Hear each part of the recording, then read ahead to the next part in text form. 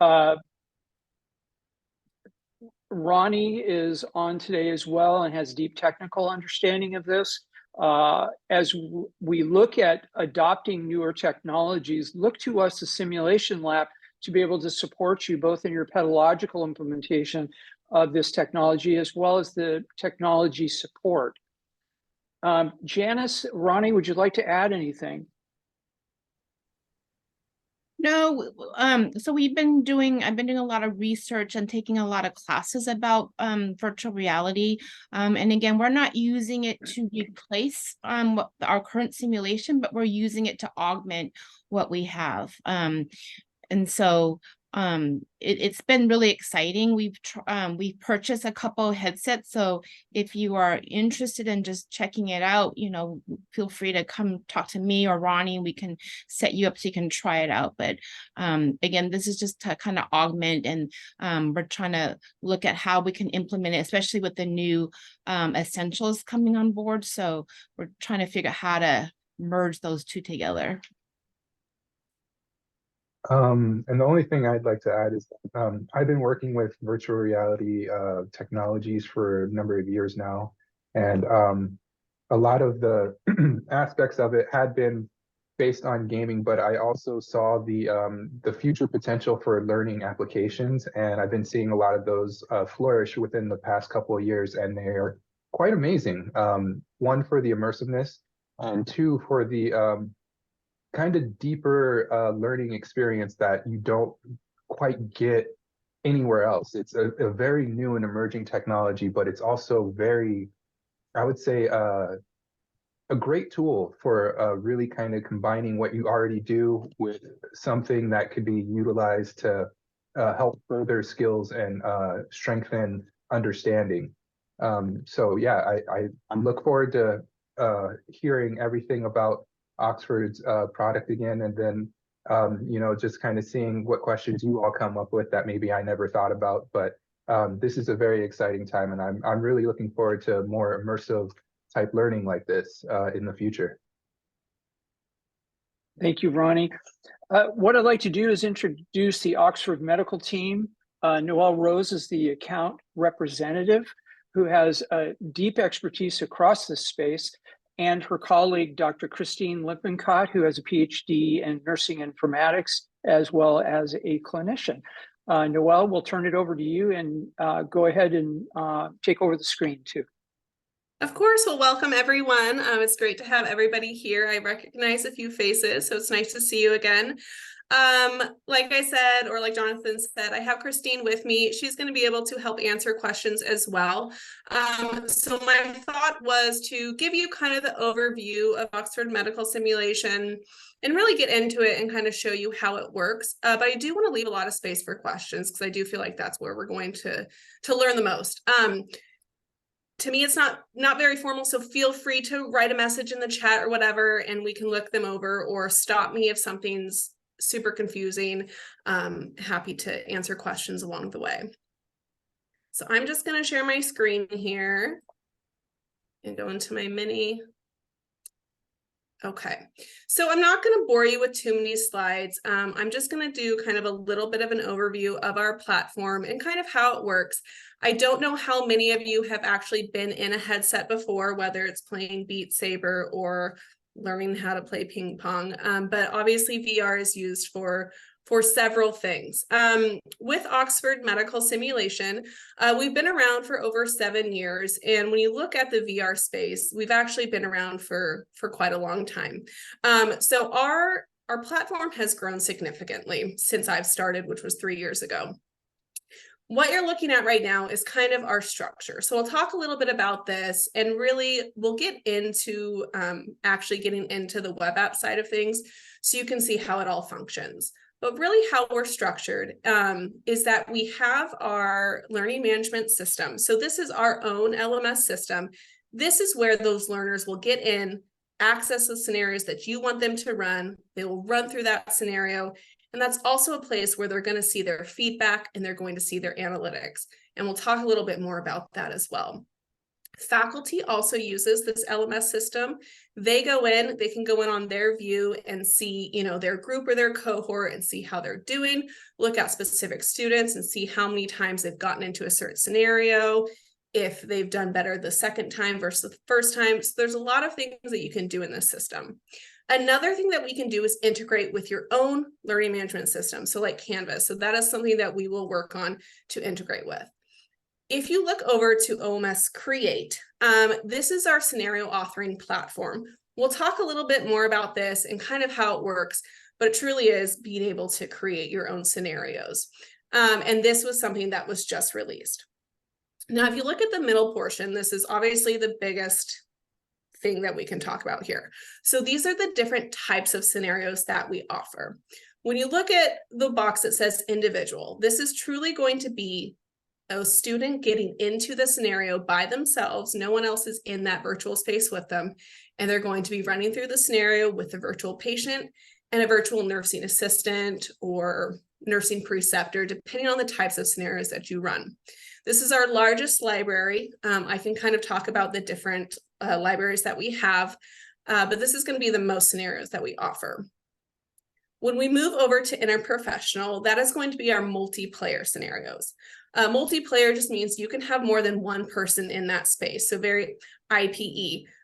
You're going to have 2 active players. They're going to be able to treat the patient.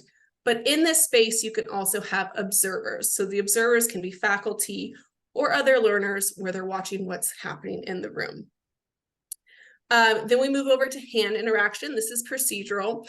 So when a lot of people think about VR, they think about the motions that you do with your hands.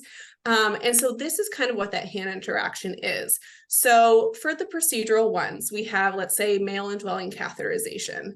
So you're going through doing a catheterization on a male patient. And although you're not getting that haptic feedback, you're building that muscle memory and really kind of learning those steps. So a good example of how some of our clients use this is they get their learners into this before they put them into a lab to do it on a task trainer. Voice control scenarios. So this is where you're actually using your voice to talk to the patient. The other scenario or the other scenarios that I talked about, those are going to be menu-based systems. So you're clicking through what you want to ask, what you want to do, and I can show you what that looks like. With the voice control scenarios, we use machine learning and natural language processing. This is where I'm going to talk to the patient, they're going to respond to me appropriately, and it's going to still gather that feedback in the background. These scenarios are truly focused around communication heavy situations. So breaking bad news, motivational interviewing, de-escalation, and things like that. Then we move to last in our newest addition, which is our multi-patient.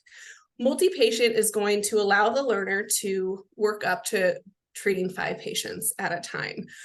So this helps the learner, work with prioritization, task switching, and things like that. A lot of information once again, but I did just kind of want to give this overview so you have an understanding of kind of how our platform works and what we have to offer. Below is the feedback and the data analytics. I'm going to actually get into the web app itself and show you what this looks like. But really what happens is when a learner goes through a scenario and they're finished, they immediately get their feedback. And then we can also look at stuff in the data and analytics side. And once again, if you have any questions, please let me know. Another thing I want to point out before we kind of dive into other things is our competency mapping and tracking. So I know that you talked about essentials. Within our feedback, we can map to essentials. So we have 10 built-in competency frameworks. And for nursing, we have A and P essentials and CLEX-QSIN. And we can definitely go into that a little bit more and kind of how that works. So we'll go through here. Here's a few of our simulation, what we call libraries. So if you look at nursing, these are kind of the different libraries that we offer within that scope of practice. So we have emergency, kind of med-surg more scenarios, pediatric, fundamentals, examinations, interpretations, procedure, mental health. It goes on and on and on. With the OMS creates, so the scenario authoring platform, what that would allow you to do is to create scenarios or tweak the current scenarios that we have. So if there's a pediatric scenario that we have, but maybe it doesn't meet your objectives or it doesn't really have the feedback that you want, that's something that you would be able to change. So here's just kind of a glimpse of some of the nursing emergency scenarios that we have. And I can definitely send you all of this so you can just kind of review it. In pediatric, we're just going to click through these really quick.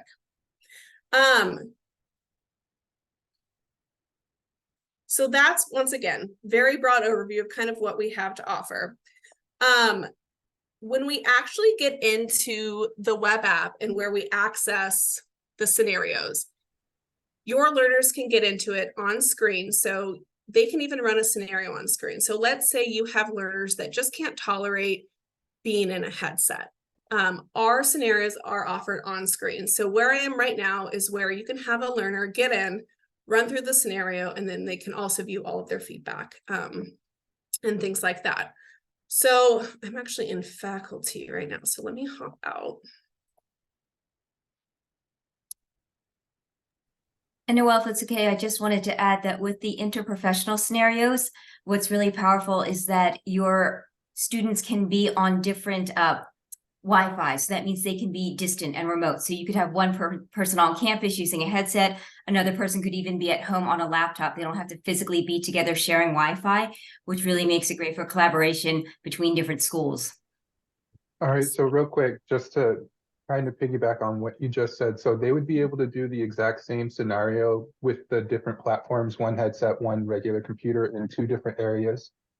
Yes, because what happens if the software is downloaded to the devices, they would enter the same game, so to speak, or the same scenario. So is this Ronnie? Yes, it is. Okay, sorry, I couldn't see who was talking. I was just made a wild guess. So yes, you and I could be playing together. You could be in your office on a headset. I could be at home on my computer. We would just be in the same room, so to speak, playing. That is fantastic. Thank you. Absolutely. Great question. Yeah, thank you for bringing that up, Christine. So with kind of what Christine said, it also, I kind of forgot to mention that our platform is designed to be faculty free. You can certainly have faculty involved, but really it gives you that flexibility to have your learners get into a scenario without faculty having to facilitate it. So you can have, learners do it from home, from different parts on campus. You could have a group get together and do a multi-participant scenario. And once again, they can be on 3 different campuses, but you don't have to have faculty be involved in that if you don't want to. Towards the end, we can talk about different implementation ideas of what people have done, just so you can kind of get an idea of the scalability and the flexibility that our platform offers. So with that being said, we work on a headset and we work on screen. For that fully immersive feeling, you're going to want to be in a headset. But once again, not everyone can tolerate being in one, so you can get it done. On a computer, Windows or Mac, it'll work just fine on those. So what you see right now is the web app, or kind of our learning management system, like I said. So your learners would get their own login. They would log in here, and this is where they'd see the scenarios that they have access to. Depending on kind of what you want and what you want access to, it'll be available. But as faculty and admin, what you can do is kind of slowly release the scenarios you want them to access. So if you don't want 10 scenarios available for them all at once, because we all know they'll click around and play in all of them, you can have each week have one released. And so they get into that one, run through it, and then the next one's released after that. So here I have access to obviously our entire library. But I would just go through and find the scenario that I want to run and go ahead and run it. If I'm in the headset, it's going to look the same, the interface right here. So I'm still going to have this menu system that I'm going to go through, and I would just scroll down to find the one I want. Jonathan, do you want me to run through a scenario? That would be great if you don't mind. Yeah. Okay. So I'm going to go down to a nursing scenario, and what I'll do is go through it, kind of show you the room, show you the capabilities, and then we'll kind of just go from there. If you want to see something that maybe I haven't done, just holler and I will do it in the room. So actually what I'm going to do really quick is stop sharing and reshare with my sound so that you have a better experience while I'm in there. Okay. So Christine, any one you want to do? I mean, I'll do it, but. How about 102 US? Okay, perfect. All right, so all of our scenarios are labeled. You know, this is just how we know what type of scenario it is. So what I'm going to do is I'm going to start the scenario. There's a couple things I like to point out while I'm doing a demo. Number one, I'm doing this on screen and over Zoom. So there is going to be a little bit of a lag. If you're in the headset or if you're doing this by yourself on screen, you don't have that lag or anything like that.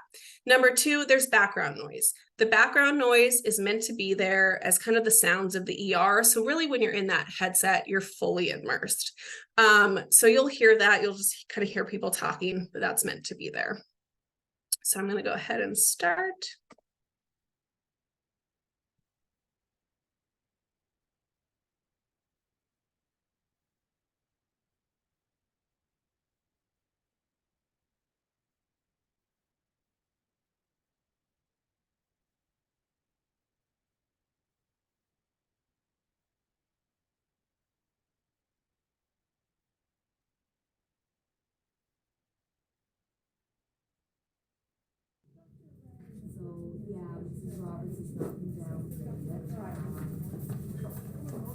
Hi, thanks for coming. I'll be your nursing assistant today. I'm really worried about this new patient, Ray. He's 42 years old and has come in feeling really unwell. I've not fully assessed him yet, but he seems pretty sick. Can you come and see him, please? Hello, Ray. I'll be looking after you. What's brought you in today? Hey, thanks for coming. I feel awful. Okay, so this is one of our single player individual scenarios. It's going to be the menu-based system. I'm going to show you around the room a little bit and how this works and how it would work in a headset versus on screen, and then we can start kind of clicking around and helping right here. So with my computer right now, I'm just using my trackpad to move around, or my mouse. So that's kind of how I move around the room, up, down, all of those things. If I was in the headset, I would just be kind of turning around to look at the computer and the phone and the sink. If I wanted to, I could take, steps and kind of walk around the room. A lot of people don't do that. They feel a little bit more comfortable just kind of staying in this space right here and doing a circle. We've had people do this also sitting down in a headset. Oftentimes in a swivel chair, it's a little bit easier, so they can still make those turns. And so if I was in the headset, I would be using my head as the cursor to kind of look up and, look down. So right now, once again, I'm just using my mouse. A couple of things I like to point out. So this right here is the timer for the scenario. So most of our nursing scenarios are about 20 minutes long. When this time runs out, it will pull the learner from the room, and then they'll go through a guided reflection and then get their feedback. If your learner gets done with whatever they need to do in the scenario early, they're more than welcome to just hit leave scenario and do that. Another way that you leave the room is if you do something that's not psychologically safe, it'll pull you from that space. That really only happens in just a couple of our scenarios. If they do something like give penicillin to a patient with penicillin allergy. So you'll see things here that highlight blue. So everything that highlights blue has an action associated with them. So if I want to talk to Ray here, once again, this is menu based, so I'm not using my voice. I'm going to go ahead and click on his head here. And here's kind of my menu options. So if I just wanted to see what his presenting complaint was, just do that. Can you tell me about what's brought you in today? Well, I've had a cough for a few days. Then this morning I felt really short of breath and I couldn't stop shivering. And aside from the issues you've mentioned, do you have any other medical problems? Yes, I had a kidney transplant a couple of years ago because I had high blood pressure, which caused the damage. My doctor says I'm taking the right medications and I've got no issues.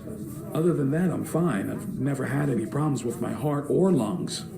I hope something's not wrong with my transplant. Are you allergic to anything? No, nothing.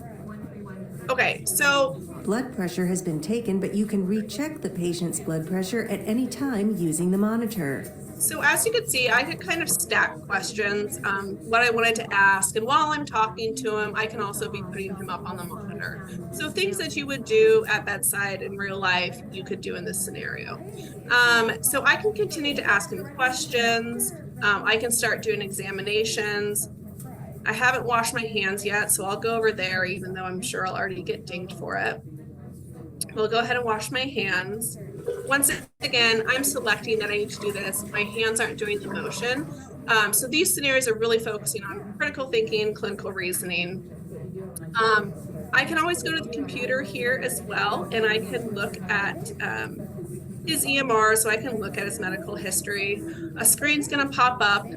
Whenever I wanna kind of get this screen away, I'll just look away from it and click, and then I can go view other things in the computer. Every scenario has guidelines on the computer. So, you know, let's look at the sepsis guidelines. I can pull this up and see what I would need to do. Something with OMS Create is that these are things that you can change. So if this is not your sepsis guidelines, you can insert your own there. So if I wanted to go back here and let's say I wanted to auscultate lung sounds, you should be able to hear it. Sometimes it's a little bit quiet when I share it over Zoom, but the sounds are there.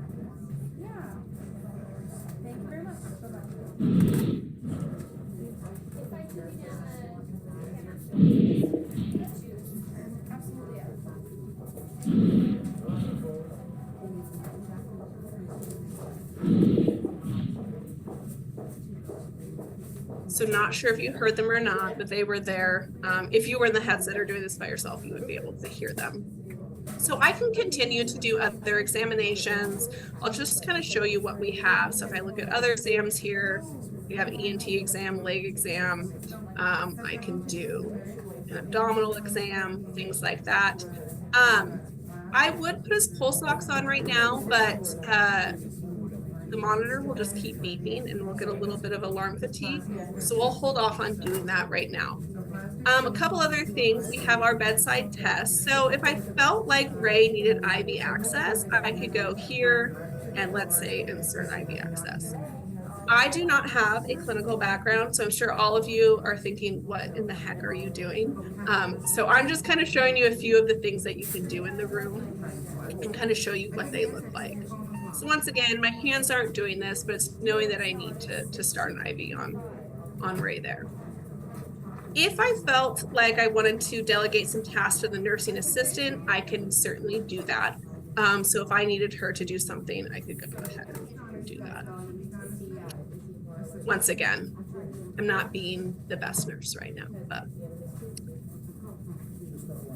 But to Noelle's point, we do have standing orders in the computer, and with OMS Create, if you wanted to insert your own standing orders, you could to align with the practice in your area.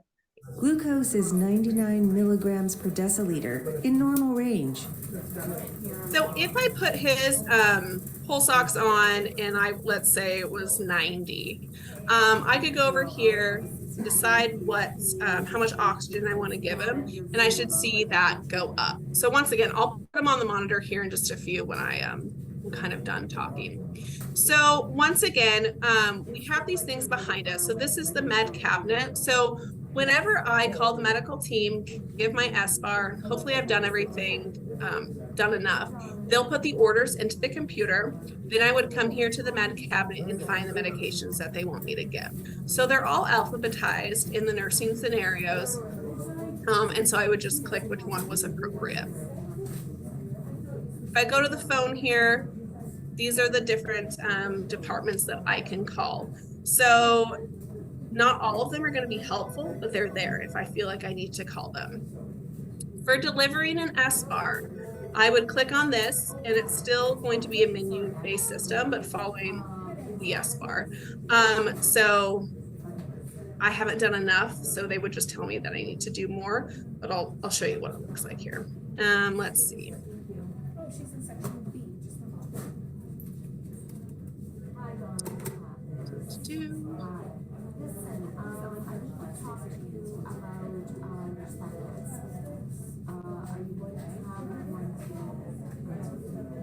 I'm just making things up.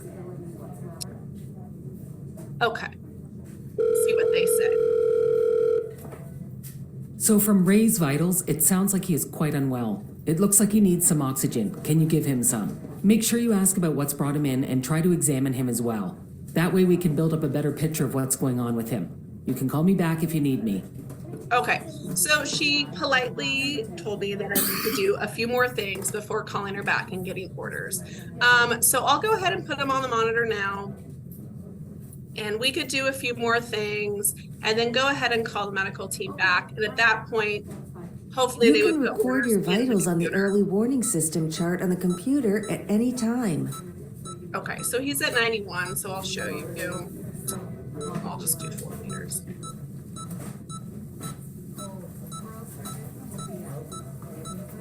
And we should watch that go up. So in our scenarios, let's say I'm just not doing anything. I'm not helping Ray at all. He's going to deteriorate pretty quickly and he's going to look unwell. He'd probably even start complaining a little bit more. If I'm doing the right steps to take care of him, he's going to start getting better. And it doesn't really matter. It's not like a set time, 10 minutes in, this is what happens to Ray. It really depends on what I'm doing and when. So we like to say choose your own adventure, but it's not exactly like that because it's not one way or the other. There's a lot of scaffolding involved. Okay, so I can continue to do things for Ray. I can ask him questions. But I'm going to just kind of leave this here in hopes that you kind of understand how the scenarios work. Like I said, if I did everything, I would go back to the phone here, call the attending, hopefully get some orders put in, and then go ahead and give those medications. And then if I felt like it was time for me to go ahead and leave the room, I would leave the room. Does anyone have any questions about being in the scenario or, what we're able to do in here? So if not, I'll hop right over into the feedback so you can see that. I have a quick question. Yeah. Hi. Yeah. I'm just wondering, and I'm sure you have a good answer for this, but how did you develop the clinical scenarios? Did you use a standardized approach? What was your, the foundation for the simulation examples? Yeah, so we have, first and foremost, we have clinical authors. So they're the ones who write our scenarios and work through our scenarios and follow best practice. So all of our clinical authors are either have like a nursing or medical background. But Christine, I don't know if you have any more kind of insight on what else they're doing to create these scenarios. They are QA'd every quarter.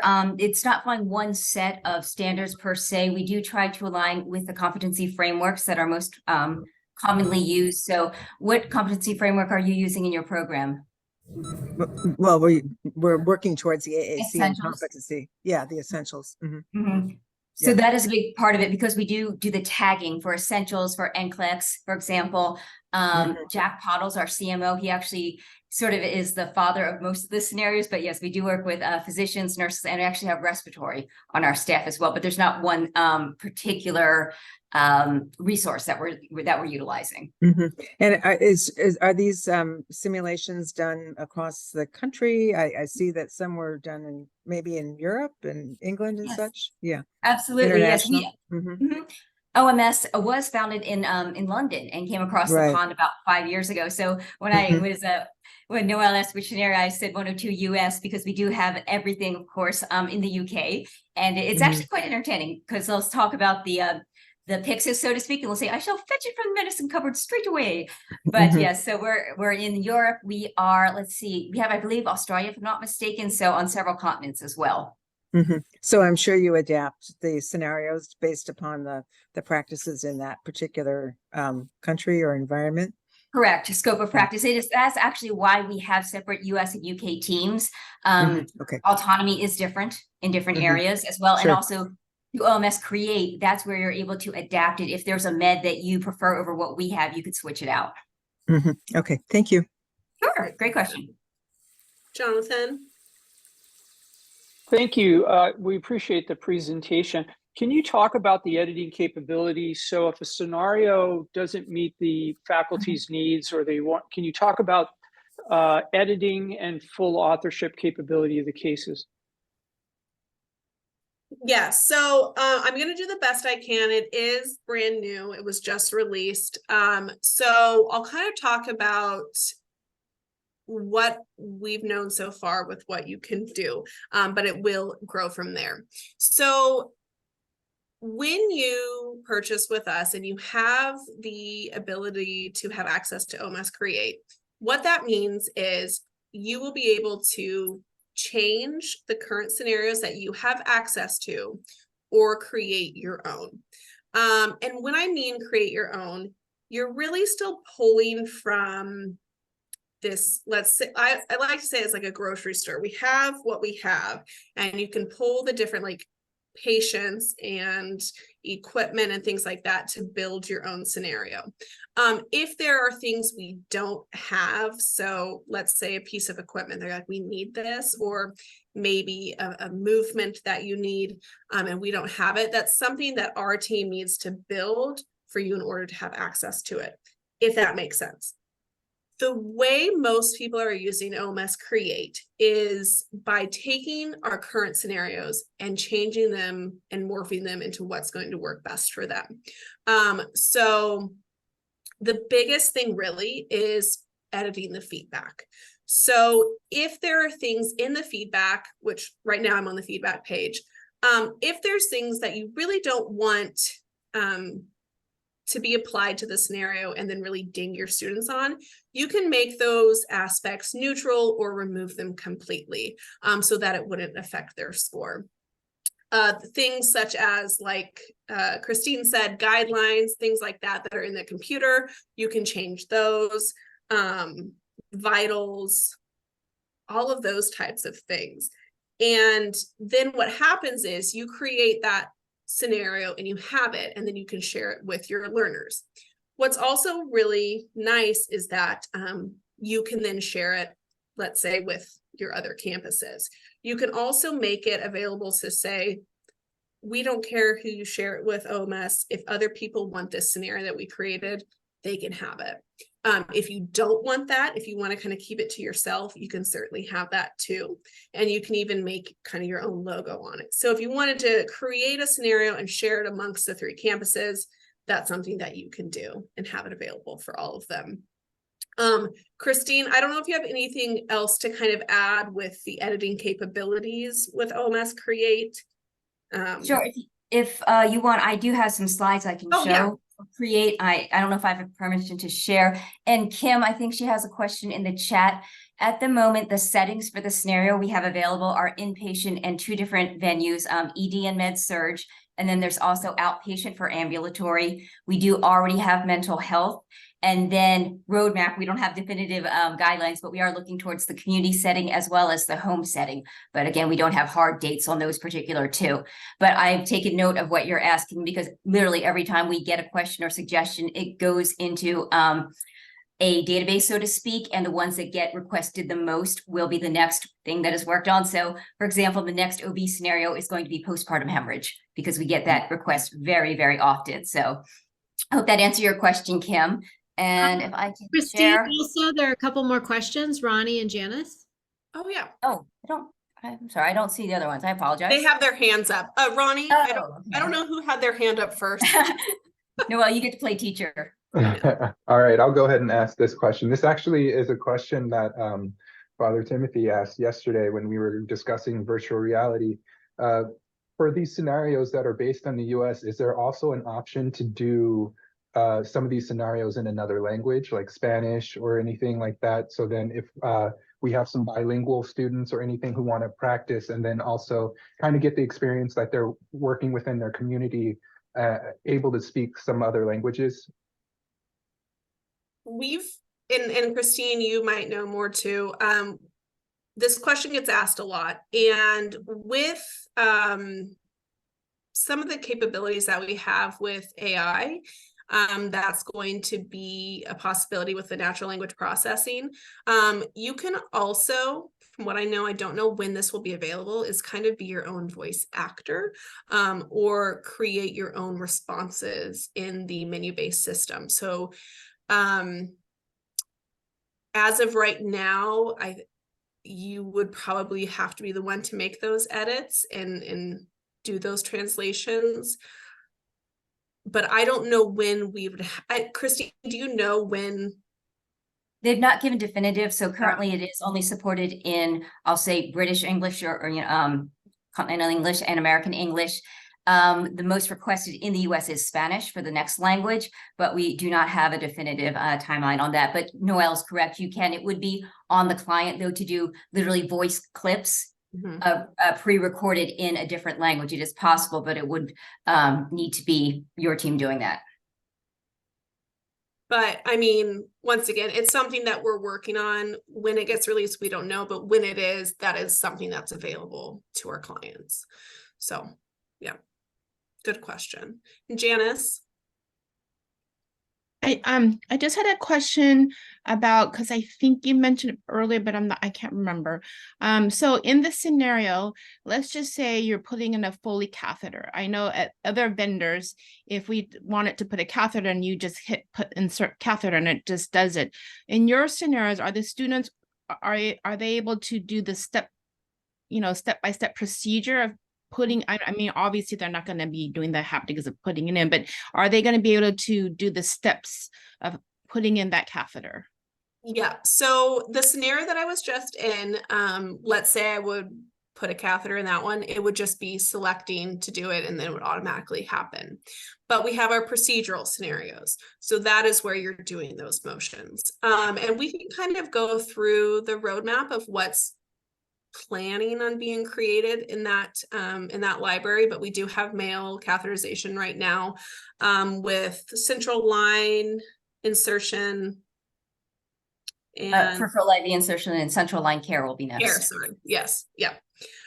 So I'm more than happy to kind of show you the roadmap for those, but those ones are truly doing the motions and steps for those. So, and to add to that, it's not just the actual manual Foley insertion. What I like about the procedural ones is they go through the process of, have you looked at the chart that there's an order for said Foley? Have you read the patient's history that there aren't any contraindications to inserting the Foley considering his conditions?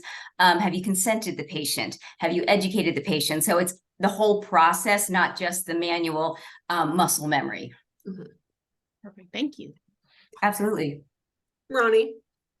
I was actually wondering, would you be able to show us one of the procedural scenarios? Unfortunately, that is the only one we can't do on screen right now because it obviously requires, but if we can probably give you trial access to it. And so it's not, wish I could be there to kind of show you how it works, but we can definitely give you trial access so you can play around and see it. So, okay. Yeah. You totally have to use the hand controllers. Yeah. We are going to be creating them so that you can do it on screen. You're obviously going to kind of lose that immersive feeling with but we want to make it accessible to everybody. So at least they can still learn the steps of how to do it. Christine, did you want to bring up anything else with OMS Create? Sure. Show the interface. And Noelle, are you able to see it should be loading the Create slide? Okay, I'm sorry, I just need to move the bar out of the way here. So really high level, again, there are two different options with Create. One that we are seeing most often deployed by our client base right now would be that just tweak. Take our scenario, maybe the 80-20 rule, the majority of what we have is going to meet your needs, but there may be some specific elements where you would like to be able to make specific changes. Or the second sort of option B, if you have the resources, and Ronnie, I'm calling you out here since you're our technical resource, you could actually build using our assets. And by assets, I mean our patients, our environments, our collateral, and then you could build basically from scratch using what we have for the scenario that you specifically would like to deploy to your learners. I'm gonna have to go out and in order to advance, I think. There we go. Okay, so kind of in the background right here, I'll go into each of these a little bit more, but in the upper left quadrant, Up here, you'll see technical skills. When Noelle showed you the feedback, that would be the learning objectives and the case summaries. So you would be able to customize those to meet your needs. Again, the environment that you're having this in. So if it's ACLS, obviously that's going to be in a trauma room, but you can switch between ED and Med-Surg. These are going to be the diagnostic results. Again, if you had your own chest x-ray that you wanted to put in there, you could, or your own EKG that had a particular arrhythmia you were focusing on that week, you could insert that. And then also we'll go into how you can adjust limits. So what triggers, for example, a critical alert versus a medium alert on your cardiac monitor. And we like that. I'll send these to Noelle. I'm sure she already has them, but to make sure we include these when we send over the PDF of the slides, so you can review these as well. But again, here's where you can either use our assets, start from scratch, or to your point, Ronnie, if there is a patient population that's applicable to your the hospitals that your future nurses will be serving, you can change the patient out if you wanted to. And again, you'd be able to adjust anything here in the case summary and objectives. If you notice, when Noelle went into that scenario, it didn't give the patient's diagnosis, and that's intentional. We don't want the students to see it before they go in. It's up to the educator in pre-brief how much information they want to give to the students, usually a little more in the beginning and a little less as they get towards graduation, to see what they can ascertain from the scenario. Our settings, just see different purviews. Again, you could adjust. You could record if you didn't like his voice. You could have a voice actor. You have one of your students, one of your faculty change it. You can change his age. You can change his medical history. The way we have it now, Ray is in multiple scenarios. He does have the same basic background information, that renal transplant, hypertension. But if you wanted to change that, you could. This is Boris. He's in one of our mental health scenarios. And Maria, she's also in one of our mental health. And here's again like that. Based on what you want, the monitor can alert at different levels, you know, the red, the yellow level alerts, and you can change those numbers. Likewise, when we talked about those standing orders, if you wanted to adapt either the medical background history of the patient, or if you wanted different standing orders, or if you wanted different protocols, if you had something very unique, you could put that in as well. Here's that monitor again. And probably one of the really important things from an education perspective is all of the feedback is clinically weighted. So if you were to go in and not wash your hands and you started to examine the patient, your score would come down a little bit. Whereas if you passed a med that either the patient was allergic to, or you gave a med that you did not have an order for example, or you did not ask allergies, there's a different weighting to that. And this is where you'd have the ability to adjust the weight of how much something was deducting from that learner's score. So that was it in a nutshell. Noelle, did you want to add anything else? Sorry if that took a while. No, I don't think so. Just kind of being aware of time. I know we have about 10 minutes left, and I don't know if there was anything else that you all had planned on discussing. Kind of the one thing I didn't get too much into is the feedback. So I'm happy to kind of show you the feedback of that scenario that I just went through. We can see how poorly I did. But if not, I can answer questions. I can pull it up, and then if people have questions, just holler. And so I just want to make sure that you all get to where you need to be on time. Well, I usually get a 39% when I demo, so don't feel badly. I'm usually in the 30s. So once again, this is the feedback that the learner gets immediately after they exit the scenario. Usually the best way for a learner to view this is to then just, if they're in the headset, is to take off the headset, come to the computer and pull it up, and they can look through it and sit down and read through it. So it has the learning objectives, case summary, all of that they can read. And then they'll just scroll down here and it's going to show them what they did well and then things that didn't go so well. And then obviously like critical aspects like Christine was talking about, important aspects and things like that, and how they're weighted. I don't know why right now I do not have mine mapped, but what would happen is that if I had competency framework for the essentials, those frameworks would show up, or the competency would show up here, kind of what this applies to. So I'm not sure why mine's not showing up right now. But I can go through all of this. Everything has a timestamp.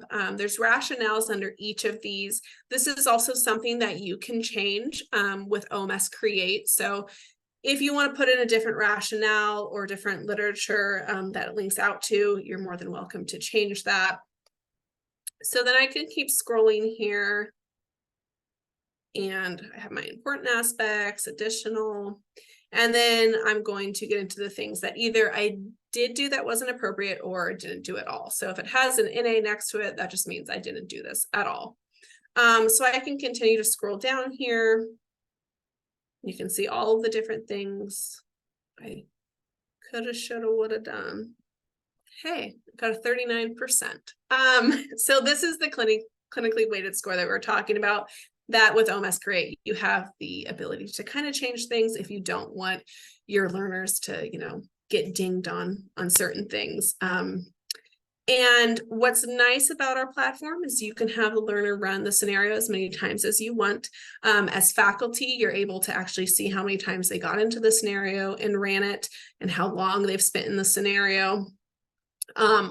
On the learner side, let's say they're doing this from home before they come into live sim in the sim lab, and you want them to share their reflections. They can type in something here and then go ahead and share that. And that's going to be shared with the faculty that's assigned to them. When I talk about faculty and the analytics and kind of what faculty can view, they'll have the ability to look in depth at each student, each cohort, each scenario that's been ran, and really pull the information from there. So if I wanted to look at a specific student, so Deborah here, I can just look at her analytics. This is just a fake student, by the way. Look how she's doing. So she's ran one scenario, but I can go ahead and then look at the session that she ran and see how long she spent in it, when she ran it, how many times she ran it, and then I can view her feedback as well. So as faculty, you can look in and see that everything that they've done. I can also just go ahead and look at maybe a cohort as a whole and see how they've done collectively. Oops. Which it's still just one person under this. So that's kind of how that works on the faculty side. So all the faculty get their own accounts, and then admin, usually we kind of limit it to just a few people who have admin access, because that's where you can really get in and kind of change things and create groups and stuff like that. Noelle, thank you so much. We greatly appreciate your time with us, and want to be respectful for everyone here. I know folks will still have a lot of questions. Where we go from here is Janice, Ronnie, and I will be setting up Hilltop Labs where you can come in and demo with our headsets and the Oxford cases. Some folks have already opted to move towards consideration as a pilot in the spring. So we're working with individual faculty. If you have an interest in that, please reach out to one of us and we can work with you. We will provide all the technical and pedagogical support. You'll always have one of us with you during your experience, so don't worry about that. But our next step will be to get the headset on you so you can experience it yourself. I just want to ask if there's any other questions before we turn the meeting back over to the education chair.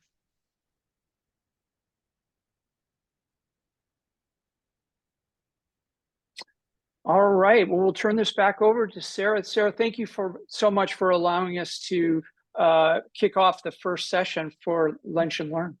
Oh, you're very welcome. Thank you all. We really appreciate you coming and facilitating this really, really interesting topic, and that's going to be really important to the future of the school of nursing. So thank you. Wonderful adjunct to our work to support our student learning. So Christine and Noelle, thank you. Appreciate you coming, and I'm sure we'll be seeing you again.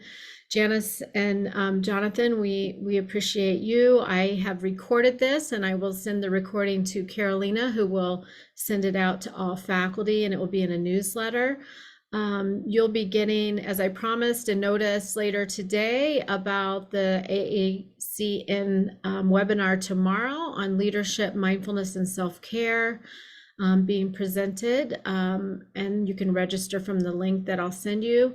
And then you'll be shortly be getting another invitation for the next Learning Over Lunch event. So hope you all enjoyed this, and it's just the beginning. We'll be doing these every 2 or 3 weeks the rest of the academic year. So thank you. Thank you all so much. Have a good one. Thank you. Pleasure to meet you. Thank you. Bye.